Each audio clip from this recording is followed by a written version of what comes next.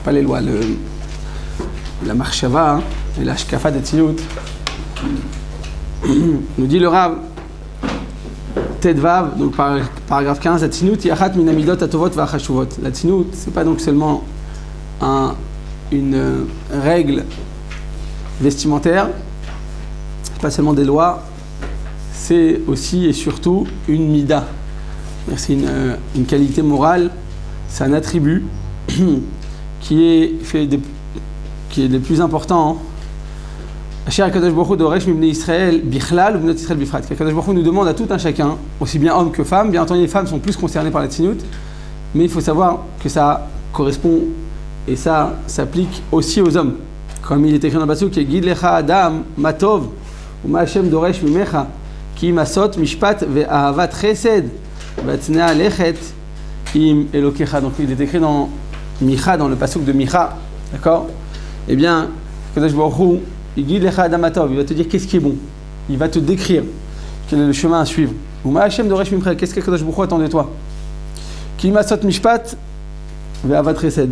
Le fait d'être un homme droit, d'être un homme honnête, pour les dayanim, de juger honnêtement et de manière droite, ve'avat chesed, et de faire le bien, de rechercher l'amour du prochain, d'être l'amour du don, de donner, de transmettre, de partager, ve'atznea lechet im elokecha, et d'être discret dans tes chemins.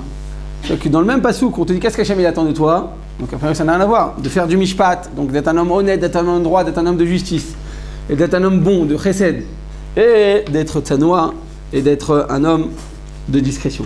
Midazo makifa et adam bechol anagotav. Cette mida, ce comportement, ce trait de caractère, ça va l'encadrer et ça va le suivre dans tous ses comportements. Quand tu es quelqu'un de tzanoa, quand tu es un homme, une femme qui est discrète, qui est pudique, qui est humble, eh bien ce trait de caractère va te suivre dans tous les domaines.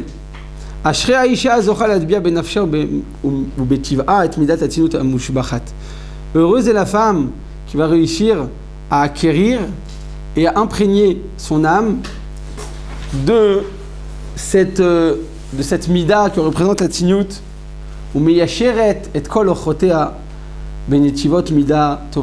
et qui va donc faire en sorte que tout son comportement général eh bien, réponde à ce trait de caractère et à cet attribut. En d'autres termes, on te demande de te comporter b'tzniut, c'est pas une fois de plus un point qui est ponctuel et un comportement, comme j'ai dit à la fois mathématique avec une règle et selon des règles mathématiques bien fixées, c'est pas du tout ça. C'est une empreinte, c'est un comportement, c'est une mida qui va te suivre dans tous les domaines de ta vie. Dans plusieurs passages de la Torah, on a été tenu, on a été ordonné de se comporter eh bien avec les midot tovot et d'être bon. C'est-à-dire que des fois, les vatères, on se dit bon, moi je suis mes vatérettes. Ma camarade, elle me casse la tête, elle est pas sympa, elle range jamais ses chaussettes, d'accord? Mais je pourrais tenir mes positions, je pourrais être intransigeante, je pourrais exiger. Et finalement, je renonce. Quand tu renonces, tu as l'impression que tu as une tzadékette, gdolador. Tu vas bientôt faire des brachot, et puis tu vas commencer à demander de l'argent en plus, donc c'est très bien, tu vois, il y en a qui font ça. Donc je dis, ça vaut le coup, mais quoi qu'il en soit, je suis une tzadékette. Je suis pas comme tout le monde. C'est faux. Bien sûr que c'est très important et c'est très très très dur, mais la Torah nous demande d'être comme ça. La Torah exige de nous d'avoir eh bien, ce comportement, savoir renoncer, savoir fermer les yeux, savoir être bon envers l'autre, savoir ne pas être livlote, ne pas être imposant. Alors je répète, quand on voit ça dans le cadre des lois de Tzniut, et de la shkafa de Tzniut, alors effectivement, la Tzniut c'est très sec. C'est-à-dire qu'il ne faut pas que je me fasse belle, il faut que je me retienne, il ne faut pas que je me mette en avant. On traduit ça souvent comme ça, n'est-ce pas? Je me trompe, je ne suis pas une femme, je n'ai pas de sœur, et puis ma mère est une bonne marocaine, donc je ne sais pas exactement comment une femme elle pense vraiment, mais je suppose qu'une fille, quand on lui dit fois Tzniut, ça veut dire quoi? Je dois être moche. On pense comme ça ou pas quand on est une femme? Quand on te demande d'être tzniut et que ta directrice elle fait attention, arrête de faire ça, elle te répète 150 fois, tu dis elle veut que ce soit moche, moi j'ai pas envie d'être moche. On se dit ça ou pas quand vous êtes tzniut, ça veut dire quoi? On vous demande quoi? On veut votre bien, on vous demande pas votre bien. Quand on est une jeune fille, qu'on a un besoin naturel de se sentir belle et bien dans sa peau. Et qu'il y a notre directrice ou notre maman qui nous empoisonne la vie. On se dit quoi au fond de soi? On dit je vais être une mauvaise fille. Non, mais pas une mauvaise fille, j'ai juste envie d'être une fille belle, de me sentir bien dans ma peau, ça fait partie... c'est pas... Ouais, j'ai pas envie de faire de la vera dans ça. En général, je pense pas qu'une fille qui dit... je parle pas d'une fille qui va en dehors des problèmes de Tinout, elle sait très bien qu'elle agit mal. Je parle même une fille religieuse, une fille comme vous, qui vont selon la Tinout. Mais qu'il y a certains klalim, il y a certaines couleurs, il y a certains matériaux qu'il faudrait éviter, même si c'est toléré selon la halakha, ça te met trop en valeur. Alors, quand une jeune fille, elle fait ça, hein, elle pense pas mal agir. Elle pense, je suppose, hein, parce que sinon, connaissant votre niveau spirituel, si une fille, elle veut faire ça quand même, c'est qu'elle se sent pas hors la loi quand elle fait ça. C'est juste que c'est un besoin naturel ou psychique de vouloir sentir bien dans ma peau. Et une femme, par nature, pour se sentir bien dans sa peau, elle a besoin du consentement d'autrui. À l'inverse d'un homme, quand il se sent bien dans la peau, comme ils disent en ivrite, ou ça me passe à le koulam. Quand on dit ça me passe à le koulam, il ne prend pas en considération les autres. Il se sent bien et c'est tout. Un homme, il sait qu'il est bien, il sait qu'il est intelligent, il sait qu'il est beau. Il n'a pas besoin sans arrêt la considération de l'autre. Une femme, oui, par nature, elle a besoin. C'est un besoin que Kadosh Baruch Hu a mis dans la femme. Donc quand moi je ne vais pas mettre Tinout, ou je vais selon les règles de Tinout, mais pas un vrai comportement de pudeur, en réalité, eh bien ça dénote d'un besoin de moi nefesh, de me sentir bien dans ma peau, de me sentir apprécié. Et comment je le mets en valeur? Eh bien, en jouant, on va dire, avec la halakha, en faisant ce que la halakha me permet, c'est vrai, mais je sais que c'est pas la meilleure des manières pour être pas mise en valeur. On est d'accord? C'est comme ça en général. J'ai l'impression qu'une fille, elle pense, quand elle va agir selon les lois... je peux comprendre, quand tu as un certain âge, tu commences à grandir, tu commences à avoir conscience de certaines choses. Je peux comprendre qu'à un moment ou à un autre, il y a un Yetzirah peut-être plus grand.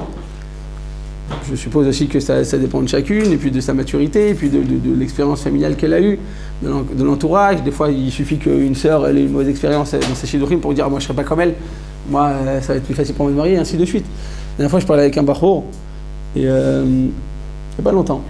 Et j'ai rencontré un bachour comme ça, et je lui dis dis-moi, on m'avait envoyé pour ce qu'il avait parlé à une fille, pas dans un cadre d'un shidur. Je lui dis mais dis-moi, t'es un bachour yeshiva, son père c'est quelqu'un de religieux. Je lui dis attends, pourquoi tu as agité? Je suis pas venu en reproche. Je lui dis explique-moi qu'est-ce qui se passe.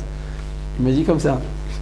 Il m'a dit écoutez, j'ai fait 2 shidurim avec des chatragnotes, et il m'a dit ils m'ont présenté je dirais pas quoi, des horreurs, j'ai pas dit le mot horreur parce que les filles d'Israël n'avaient jamais horreur, mais ils m'ont présenté des tons, je sais pas s'ils peuvent dire ça, c'est un Israélien, alors je sais pas dans quel mot il a dit ça, mais moi j'ai compris quoi, c'est-à-dire il a voulu me dire des cratères, comme on dit, des cratères.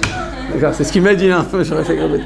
Alors il me dit donc, je lui dis alors qu'est-ce que t'as fait? Il me dit j'ai compris qu'on me dit Malay, qui se moque de moi, donc je me suis dit je vais chercher tout seul. Et il a vu une jeune fille comme ça, il a commencé à essayer de discuter, de parler, et après une fois qu'il a mis le grappin dessus, il s'est dit maintenant je passe par un shidour. Et après à ce moment il appelle un rave pour dire est-ce que vous pouvez me faire un shidour. Et c'est lui qui te donne l'adresse et l'endroit et le téléphone. Donc c'était... c'est vrai que si on faisait ça plus souvent, je ne perdrais pas tout le temps d'appeler les parents, les grands-parents, les rabbanim. Je perdrais au moins 2 ou 3 heures sur chaque shidour, si on allait directement au but. Mais Chaz Hashem, c'est pas du tout ça le but d'un shidour. Le but d'un shidour, c'est de faire en sorte que justement, il y ait cette découverte, et puis c'est le fait de savoir que tu vas avoir affaire à quelqu'un qui est différent de toi, et puis que ça passe par un intermédiaire, de manière à te jeter un peu dans l'inconnu, bien entendu. Quand on fait un shidour, on vérifie tout sur lui. Donc c'est pas l'inconnu vraiment, mais en tout cas la première bguisha, tu l'as pas encore vu, donc tu as toujours cette surprise. En général, c'est des bonnes surprises. Je me rappelle pas avoir une fille qui a dit ah non, je l'ai vu, il est trop moche, je peux pas continuer. Je me rappelle pas avoir un coup comme ça, d'accord. Elle est choquée du mari et du garçon, je ne me rappelle pas tellement. Mais quoi qu'il en soit, à Botaï, eh bien, nous dit le pasouk que la tsniout à ce moment-là, c'est pas juste donc des règles vestimentaires, c'est aussi et surtout bien des règles comportementales et une empreinte sur tout ta nahaga, ton comportement, ton mode de vie, eh bien, il doit être empreint justement de la mida de la tsniout. D'accord? Donc on comprend que c'est pas juste, eh bien, des lois vestimentaires. En plusieurs endroits de la Torah, on a été ordonné de se comporter avec des midot, avec les Yeret Shamayim, comme il est écrit dans le pasuk, Valarta bidrachav, tu dois te comporter dans le chemin d'Hachem, tu dois suivre le chemin de Dieu. Venemar lalechet bechol derechav, il faut marcher dans les voies divines. Venemar acharei Hachem elokechem telechu. Après Hachem, notre Dieu, votre Dieu, vous devrez marcher, vous devrez suivre. Ainsi de suite. On voit plusieurs passages dans lesquels on comprend qu'on a le devoir de se comporter comme un Kadosh Baruch Hu. Et Hachem aussi, il est tzanoua. Ça veut dire qu'il est tzanoua, Kadosh Baruch Hu. C'est quoi la tzinout dans la bouteille d'Akadosh Baruch Hu? Le goût, le moutagouf. Hachem, il n'y a pas d'enveloppe corporelle. Alors c'est quoi la tzinout d'Hachem? Si on en vient à la conclusion que la tzinout c'est juste des règles vestimentaires, on comprend bien que ça n'a rien à voir avec Akadosh Baruch Hu. Et alors? La discrétion, c'est quoi la discrétion d'Hachem? Il a pas de, c'est ça, parce qu'il n'a pas d'enveloppe corporelle.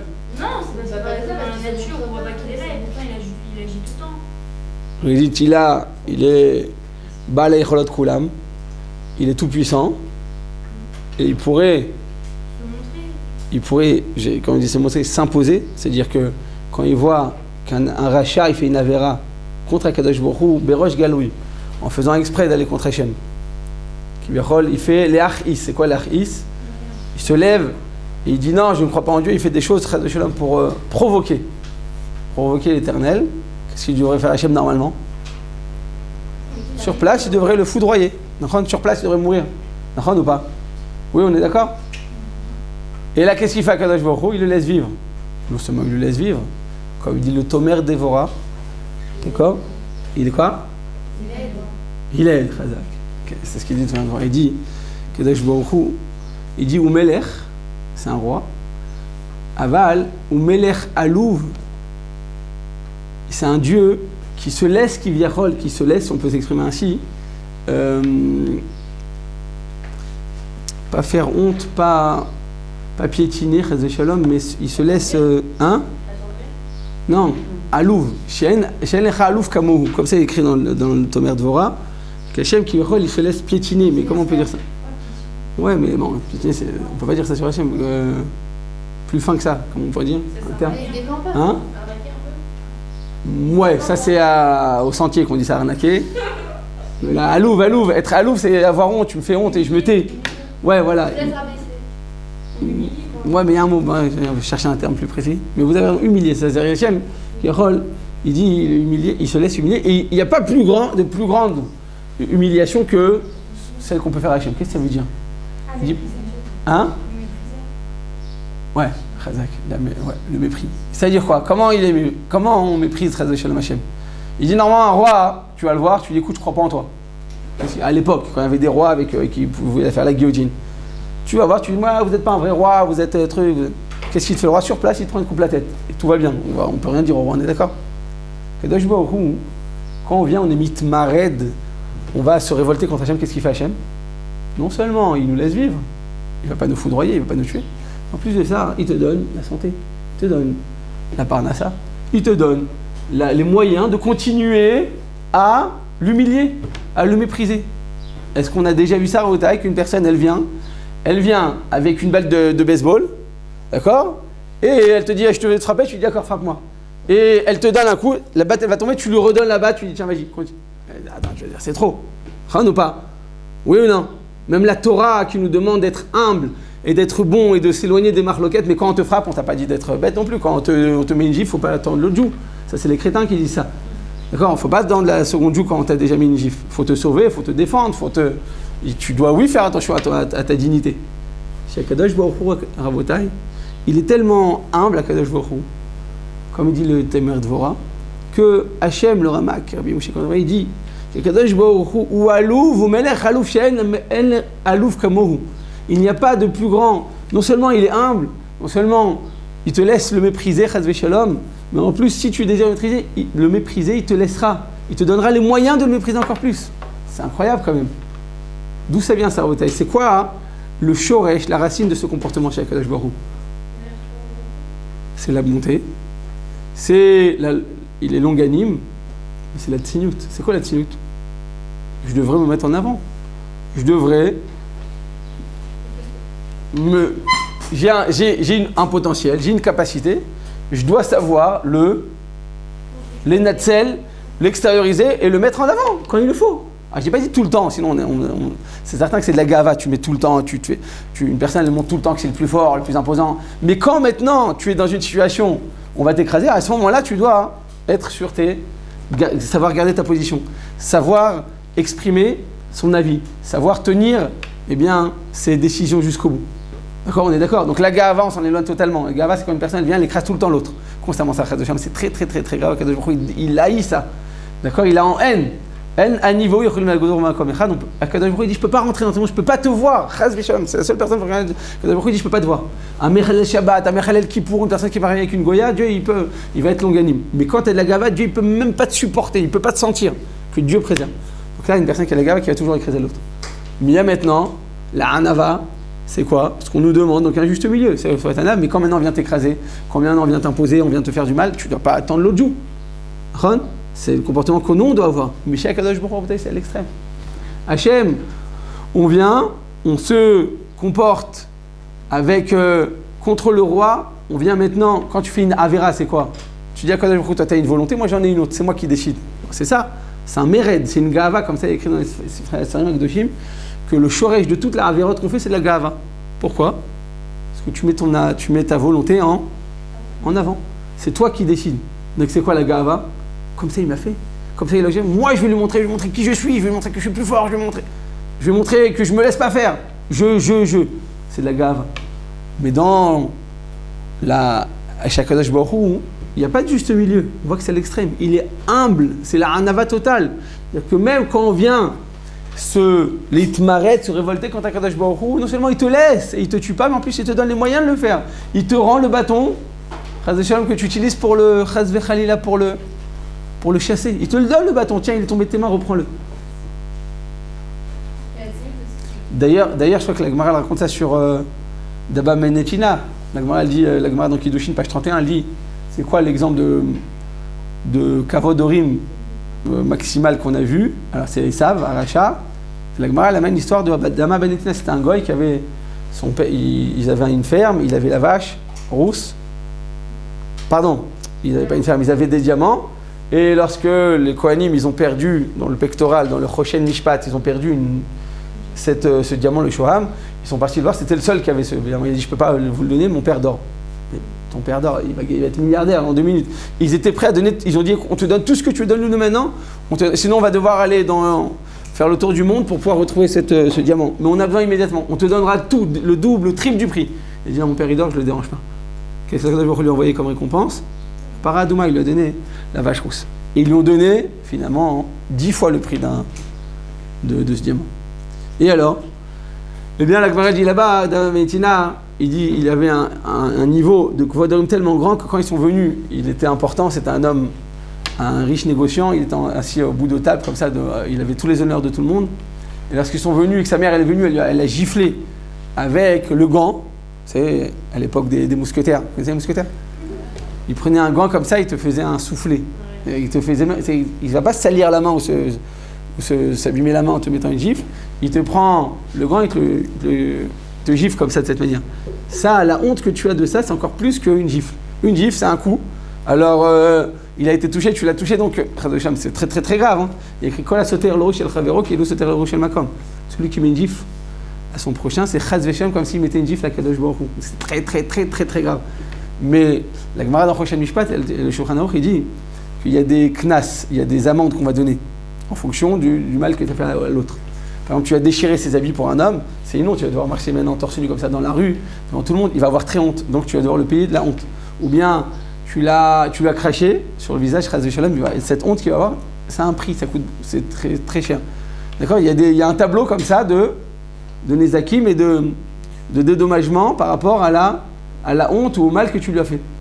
Et quand tu vois le tableau, tu vois que c'est intéressant parce que quand tu lui donnes une gifle, on va dire que ça coûte 10 éovim, ça coûte 10 pièces d'argent. Et quand tu le gifles avec le gant, tu payes encore plus cher. Pourquoi? Parce que tu as fait encore plus honte. Tu as fait encore plus honte. Donc la Gemara dit là-bas que la mère elle est venue avec son gant, Elle a giflé comme ça devant tout le monde. Il était très bien habillé, très riche, très honorable. Et lui, il a giflé tout le monde. Et le grand, il est tombé par terre. Qu'est-ce qu'il a fait, David? Il a ramassé, il lui a donné. Il a dit, tiens, maman, continue. Et Akadosh Baruch Hu, il lui a fait la même chose. Ou à Louvre, parce qu'il nous laisse, ne pas croire en lui, il nous laisse exprimer notre révolte, mais en plus, il nous donne les moyens de le faire. Comment? Est-ce que c'est mieux que la chaîne nous donne plein de dons et que nous, on ne sent pas vraiment entre guillemets qui nous donne parce que nous aussi, on fait des mitzvot. Alors, on se dit. Est-ce que le fait de ne pas être consciente ou de ne pas mettre en valeur ses capacités qu'Hachem nous a données, elle a une très belle voix. Alors, elle s'enorgueillit pas. Ou une fille, elle est très jolie, elle s'enorgueillit pas. Une fille, elle est très intelligente, elle s'enorgueillit pas. Est-ce que le fait de connaître et d'être consciente de mes capacités, c'est une gava? C'est ça votre question? Non, j'ai pas compris. Merci là. Non, c'est Hachem, il agit comme on dit un taf, un truc comme ça, que Hachem nous donne la possibilité de faire des mitzvot. Pour pas qu'on ressente la honte qu'il nous donne plein. Ah oui, les Zohar, ça oui. Alors quoi? Alors donc? Pour la tzniut, c'est Hachem, on voit dans sa tzniut, c'est ça. Il veut pas nous faire ressentir.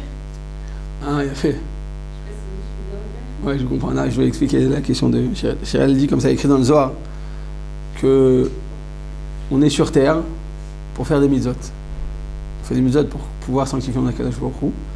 Puis on va faire des mitzvot, puis on va les notes Miziva Shrina Ba'olam Haba. On va maintenant profiter de la lueur divine dans le monde futur. Mais avant de venir sur terre, on était où? On était où avant de venir sur terre? On était dans un couloir comme ça, en train de faire une départ prêt à partir, ou on était déjà dans l'Olam Haba? Elle était où notre Neshama? On était déjà dans le Olam Haba. Qu'est-ce qu'on fait dans l'Olam Haba? On joue au foot ou au bi? On était né Miziv Shrina, on profitait de la lueur divine. Donc on était en train de les notes Miziv Shrina. On nous est descendu sur terre. La Gemara elle dit, est-ce que l'homme il aurait voulu venir sur terre ou pas? Noach lo l'adam shivra ou lo noach lo shivra? Vous connaissez cette Gemara? Vous n'avez pas eu avec un rave? Bon, l'unité peut-être à Shavuot, on en parlera. Ce soir de Shavuot, on essaie d'étudier toute la nuit comme ça avec plusieurs rabbins qui vont venir. Ezrat Hashem. Et il y a, elle dit, Machloket Hillel Veshamay, est-ce que l'homme, il était d'accord de venir sur terre? Conclusion, la Gemara, elle dit non, il ne voulait pas venir sur terre, mais maintenant qu'il est là, il doit faire des mitzvot. En tout cas, qu'est-ce qu'il faisait dans la rave? Il profitait de la Shrina. Qu'est-ce que tu fais dans ce monde-ci? Tu fais des mitzvot pour pouvoir arriver au là-bas, pour pouvoir profiter de la Shrina. Comme il dit en Yiddish, F'hal bourriko. C'est la même chose alors. Donc ce que j'avais avant, d'accord, pire des cas, tu retrouves la situation d'avant. C'est-à-dire que si tu fais des avérotes et que tu comprends pas comme il faut, tu n'as pas des bonnes midot, tu n'aimes pas la Torah, tu n'as pas de sinout, tu perds. Tu vas avoir moins de shrina, tu vas devoir payer. Mais au meilleur des cas, tu vas pouvoir retrouver la situation d'avant. Bah alors pourquoi tu me fais descendre sur terre? Alors il dit le Zohar, pour pas qu'on ait la honte. Hachem ne veut pas qu'on ait la boucha. Pourquoi? Parce qu'on était dans le là-bas, on était né mais c'était gratuit. On n'avait fait aucun effort pour pouvoir atteindre ce niveau, ce cadeau. Alors Hachem, qu'est-ce qu'il a voulu faire? Pour pas qu'on ressente cette honte, il dit, écoute, tu sais quoi, viens sur terre, va travailler, va mériter salaire, et tu reviendras voir là-bas, tu vas revenir en étant satisfait. Tu auras la satisfaction d'une personne qui jouit de son salaire. Donc il a dit, Chirel, alors dans ce cas-là, est-ce que ça dénote pas d'une tignoute le fait de vouloir nous donner une bonne sensation quand il nous donne un cadeau? Parce qu'il y a des gens qui te donnent un cadeau, tu te dis tiens je te donne un cadeau, dis-moi merci, ou sois reconnaissant. Ils te disent pas dans ces mots, mais tu sens que pendant 3 ans tu vas devoir dire merci, c'est la meilleure du monde, tu vas devoir les shtachavot devant elle, parce qu'elle t'a offert un verre d'eau il y a 3 semaines qui était chaud, d'accord? Mais il y en a d'autres, ils te donnent un cadeau et ils n'ont même pas besoin de recevoir quoi que ce soit en retour. Ils veulent pas recevoir, ils sont prêts à te donner gratuitement. Alors une personne qui attend en retour, c'est peut-être de la grossièreté d'esprit, c'est peut-être un peu de gava, c'est peut-être un manque sentimental qu'elle a besoin de combler en disant j'existe, fais attention à moi, donc voilà, je t'ai donné quelque chose. Mais il y a beaucoup de personnes qui donnent parce qu'en fait, ils ont un manque. C'est pour combler un manque. C'est que quand on donne la tzedaka, il ne faut pas le donner parce que j'ai de la peine ou il y a tel pauvre qui m'a rentré dans le cœur et je suis rempli de compassion pour lui. Non, il faut faire parce que Kadosh Baruch Hu m'a donné.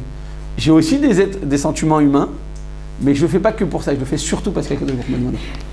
Et donc, la bataille, eh bien le fait d'aller dans le chemin d'Akadosh Baruch Hu, Valarta Bidrachav, c'est quoi? Aller dans son chemin, aller dans ses voies, suivre son chemin. Eh bien, c'est tout simplement par la tzinout qu'Akadosh Baruch Hu a. Hachem, il est tsanoua, Hachem, il est discret. Et alors, eh bien,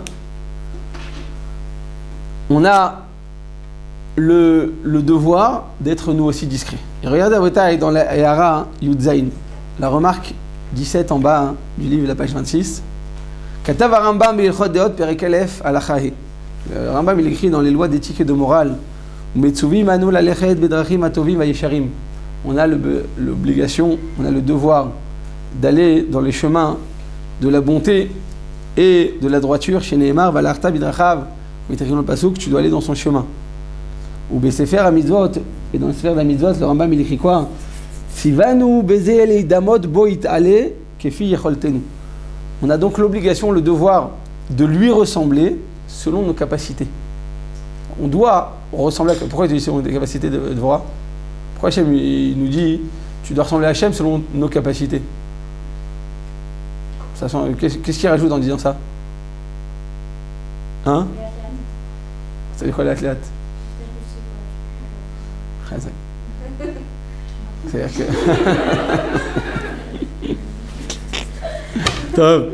Effectivement, c'est-à-dire qu'il ne faut pas aspirer à arriver en haut de l'échelle, sinon tu vas te casser la tête et tu vas être très déçu de toi, puis tu risques de tout laisser tomber. Tu dois savoir que Kadosh Baruch Hu te demande d'aller dans ces chemins selon tes capacités.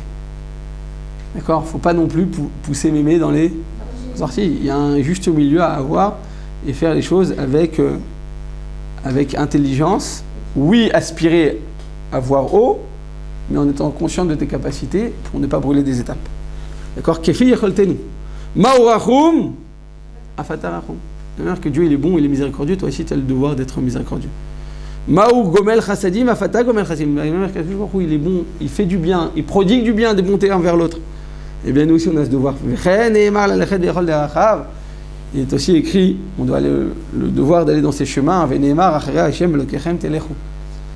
D'accord, donc on doit suivre le chemin d'Hachem. Dans les lois de Teshuvah du repentir, donc toujours au milieu de la remarque Yudzaïn 17. Al tomar shen Teshuvah elu ela me'averot sheish behem maaseh kegon gezel v'gneva. Ne viens pas dire que la Teshuvah n'existe, n'est bonne que pour des actes négatifs que j'ai pu faire. Donc j'ai volé, j'ai menti, j'ai triché, et je dois réparer. Non. Et là, Keshem, Shetzarich, Adam, Lashuv, Meelou, de la même manière qu'Hachem doit revenir et doit se repentir de ses actions négatives. Il aura aussi l'obligation de revenir et de réparer et d'affiner ses attributs moraux, ses mauvaises qualités morales qu'il a. Ken Katav Rabbi Chaim Vital, Besefer Sha'arei Kedusha. Il est écrit, Rabbi Chaim Vital, c'est l'élève du Harizal. Il écrit Rabbi Chaim Vital dans Sha'arei Kedusha. Inyan amidot haraot kashim min averot atzman meod meod. Vous vous rendez compte de ce qu'il écrit? Que les midot raot, les mauvaises qualités morales, elles sont encore beaucoup, beaucoup plus graves que l'averot en soi-même. T'es Chalel Shabbat, c'est très grave, on est d'accord, c'est impensable pour nous. Eh bien, c'est réparable. Tu fais teshuvah, tu étudies les lois de Shabbat, tu enseignes à d'autres personnes, tu m'affiches Torah, tu seras pardonné si tu regrettes. Mais les midot raot rabotai, c'est pas comme ça. C'est extrêmement difficile de retirer et de les accords, de déraciner depuis la racine aux mauvaises midot. C'est très très difficile. Si tu es une fille jalouse de nature, c'est très très dur de le retirer de ton cœur. Si tu es une fille cupide, si tu es une fille qui voit jamais vouloir le bien de l'autre, c'est pas elle, Aïn Tova, c'est très dur de le faire. Alors tu y arriveras si tu veux vraiment, si tu pries à Kadosh Baruch Hu, si tu déverses ton cœur devant Kadosh Baruch Hu, tu y arriveras. Parce que Endavar Omen Ifnaratzan, simplement sache que, me dit le Rabbi Chaim Vital, que Inyan midot haraot kashim min averot atzman meod meod, que les mauvaises midot rabotai c'est encore beaucoup beaucoup plus grave que les averot en soi-même. Ve'tzarir leizaher mimidot haraot yoter mikium aseh velo ta'aseh. On a l'obligation de s'éloigner des mauvaises midot encore plus que l'accomplissement des mitzvot positifs ou que de l'éloignement des averot et des mitzvot négatifs. Ce qui signifie rabotai que les mitzvot ça dépasse tout. Et la tsniout rabotai c'est un trait comportemental qui va nous accompagner dans tous nos chemins. Si tu es tsnoua, tu vas gagner dans tous les chemins de ta vie. Pas seulement, je répète, dans un comportement vestimentaire, mais aussi et surtout dans tout ton comportement. C'est-à-dire que des fois, tu peux marcher dans la rue en train de courir, en train de parler à voix haute, en train de parler au téléphone et t'exploser de rire. Et t'es super chinois, t'es habillé comme, d'accord, avec une jupe, tu marches dessus tellement elle est longue. Mais les gens tu vas attirer le regard, tu vas attirer l'attention, tu vas te mettre en valeur, d'accord? Une fois de plus, la tsinout, c'est pas une hyène de beauté. Il y a des filles très belles, elles sont très très tsinout. Il y a des filles qui sont pas belles, elles attirent énormément le regard. C'est une question de discrétion. C'est une question de finesse d'esprit. On te demande d'être fine. Et ça, au taille, c'est la tsinout, selon ce qu'il nous dit le Rav, eh bien, hein, c'est un comportement qui va la suivre à chaque étape de sa vie. Tet Zayin, paragraphe 16, Katav et Sha'aret Tshuva. Donc Sha'aret Tshuva, c'est Rabbeinu Yonah Rabotai. Rabbeinu Yonah de Gironde. Gironde dit Mina Hazarot Atluyot Balev. On a donc des avertissements qui dépendent du cœur. Ishamer Lecha Pen Tishkach et Hashem Elkecha. Un des comportements, c'est quoi? Une des Hazara, des avertissements de la Torah. Fais attention. Ishamer Lecha, fais très attention, mon fils. À quoi? Le dit Akadosh Baruch Hu. Pen Tishkach et Hashem Elkecha. Ne m'oublie pas. N'oublie pas Hashem. Tu n'as pas le droit d'oublier Hashem, ton Dieu. Tu dois constamment t'en souvenir. Pourquoi je me rappelle d'Hachem à chaque fois? Comme il dit David Amelech, Shiviti Hachem, Ndixit Amil. David Amelech, il était sur le trône royal. Il avait toutes les raisons de s'enorgueillir. C'était le roi le plus puissant qu'un Israël n'a jamais connu. C'était un guerrier du plus haut niveau. C'était quelqu'un d'une intelligence, d'une chorma, d'une tzidkout. Il a dit sur même le chassid Ani, moi-même je suis un chassid. Et quoi? Eh bien, il était en haut de son trône. Et qu'est-ce qu'il faisait? Il s'éloignait de toute gava. Il disait toujours, donc en haut de ton trône, tu as des raisons de t'enorgueillir, de dire je suis puissant, je suis intelligent, je fais des choses bien. On voit les hommes politiques, les Avdil, dès qu'ils font un tout petit truc, ils disent, il te met la grande photo de ce qu'il a fait. Je sais pas, il a fait un jardin d'enfants, il a fait un nouveau stade de sport, il a fait une nouvelle yeshiva, il va mettre son nom en grand. On dit merci, il l'écrit sur le même, hein. C'est lui qui fait les affiches. Nous remercions le maire de la ville qui a agi de telle et telle manière, il se lance des fleurs. Ah, ça c'est un peu grossier comme truc, mais nous-mêmes des fois on fait des choses, on a besoin on attend la considération de l'autre. J'ai fait telle chose, j'ai besoin que les gens se disent ah ouais c'est bien ce que tu as fait. Malheureusement, ça fait partie aussi de ce manque de discrétion. David Amelech Rabotai, il était un ave au possible. Un echutolaat veloish. Je suis un ver de terre, et je ne suis pas un homme. Abraham Avinu, il a dit Anochi Afar, va faire. Moshe Avinu a dit Vanachnouma. Sur chacun Rabotai, on voit qu'ils ont atteint le niveau de tzniut maximal. Il n'y a pas de plus grande tzniut de discrétion, d'humilité que Navot Akdoshim. Donc Abraham, Moshe, David, on voit qu'a priori chacun, vous voyez, c'était des étapes différentes. On ne dit pas Abraham et Yaakov, David ou Shlomo, et comment dire, et les Yud Bet Vatim et les 12 tribus, on ne dit pas tout ça. Abraham parce que c'était l'exemple de la Hanava à son époque. Moshe, c'était l'exemple de la Hanava à son époque. David, on est rentré en Eretz Israël, c'est l'exemple de la Hanava. Et donc, David Amelech, pour ne pas tomber dans la Gahava, il a mis le nom d'Hachem Kadosh Baruch Hu devant lui. Je suis Viti Hachem, il est au-dessus de son trône.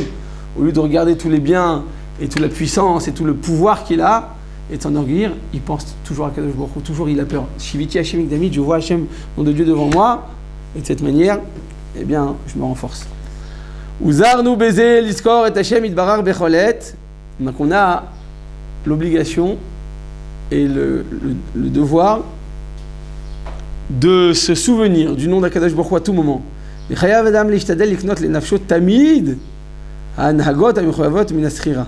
Et l'homme donc va faire tous les efforts pour pouvoir acquérir en lui constamment les anhagot donc ces comportements et ces actions qui vont eh bien tout simplement lui éviter d'oublier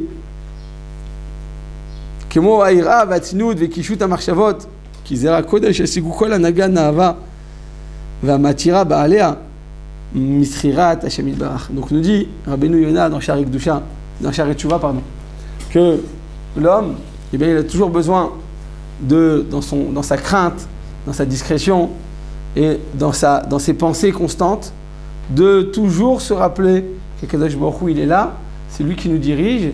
Et de cette manière, quand tu te rappelles qu'Hachem est là, tu n'as pas besoin de te mettre en avant. Quand est-ce que tu as besoin de te mettre en avant? Quand tu penses que tu es toute seule, que c'est moi qui décide, c'est moi qui fais. Alors tu as besoin de t'imposer. Et quand tu te mets en retrait, tu comprends qu'Akadosh Baruch Hu manhig abira, et Zenoten, ça nous donne donc cette humilité, cette anava, cette discrétion qui va finalement aboutir à une véritable tzniut. C'est que nous, Akadosh Baruch Hu, de pouvoir toujours comprendre qu'Akadosh Baruch Hu, quand il est au-dessus de nous, eh bien on s'éloigne de la gava, c'est une chose, on va pouvoir atteindre la véritable tzniut, Bezrat Hashem.